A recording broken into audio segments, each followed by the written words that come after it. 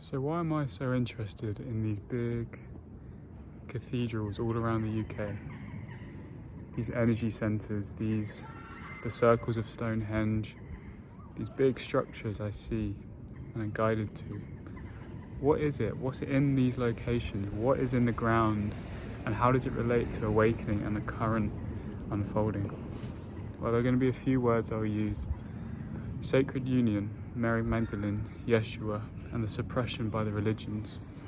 There is a mass suppression of Mary Magdalene that's coming up and trickling up into the hearts and the memories of the beings now that were in that time that remembered it. And I remember being there, and I remember the suppression of the feminine energy. Now, why would a religion want to suppress the energy of the feminine? Why would there want to be a mass suppression of all things feminine and all things really in the union?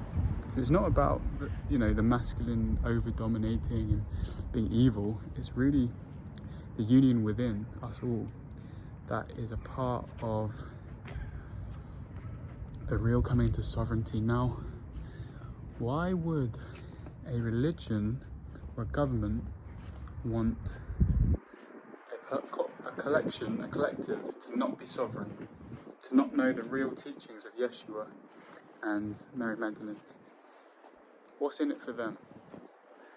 Well, as soon as the population comes into contact with the true Holy Grail, the true Sacred Union, which is really a inner alchemy, it's a union of and a balancing of the masculine and the feminine within.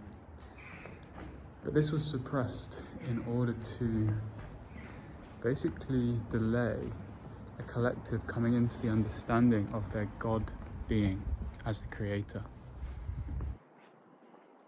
Mary Magdalene was just as instrumental to this collective as Yeshua in her own way, in the way that she taught with him, the way that she taught Sacred Union, the way that she, look at these beautiful locations,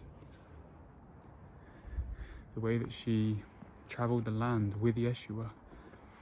In fact, we don't even remember, a lot of us, that the teaching that Yeshua was even teaching was self-love, was union within, was sacred union, sexual union. He taught about masturbation, he taught about sex, he taught about how to open to the Divine Mother, the Divine Feminine. And what do we remember of Yeshua? Well, what they wrote down. And who was writing the books? It certainly wasn't the followers of Mary Magdalene. It certainly wasn't the balanced view. So who was it? Well, it's the phenomenon of the priests. A complete repression of the sexuality, the true union of the power, right? So in these lands, when I come here, I can feel and sense the energy that's in the ground. I once went to King Arthur's tomb. Now, King Arthur isn't actually buried there, but his tomb holds a lot of energy. And as I was instructed it was really, I say spirit, but really it was more of a conscious decision. It was just so obvious what to do. It wasn't me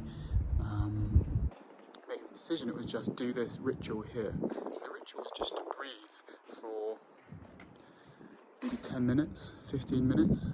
And what I could sense was this complete activation of something in the ground. And I knew something got activated in the ground because there was just this uproar of feminine energy that almost presented themselves as Mary Magdalene. It was so obvious that this energy was Mary Magdalene. And it was the same energy that had found me time and time again when I was going through this deep inner sacred marriage. And she's been guiding me since she's been guiding me in the physical, back when we were all incarnated around that time, a lot of us.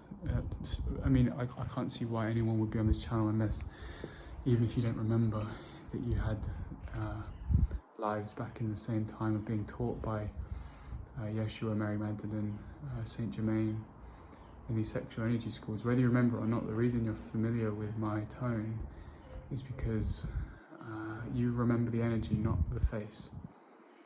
My face is just another creation to get this ascension lifetime through. So in the lands of England are the hidden codes of sacred union. I can sense it. I don't know why no one else is speaking about it. I can sense it in the land. There's a grid here that holds the remembrance of the wound, of the persecution of the feminine. And there's this deep healing going on, of this balancing. And so when I felt this upsurge of Mary Magdalene, it felt like a thank you. Not to me, but to allowing the feminine as a collective. We're all allowing this feminine to rise back up. And she's really just an archetype, the Mary Magdalene. She's just an archetype of our knowing, of really of the union from a feminine standpoint.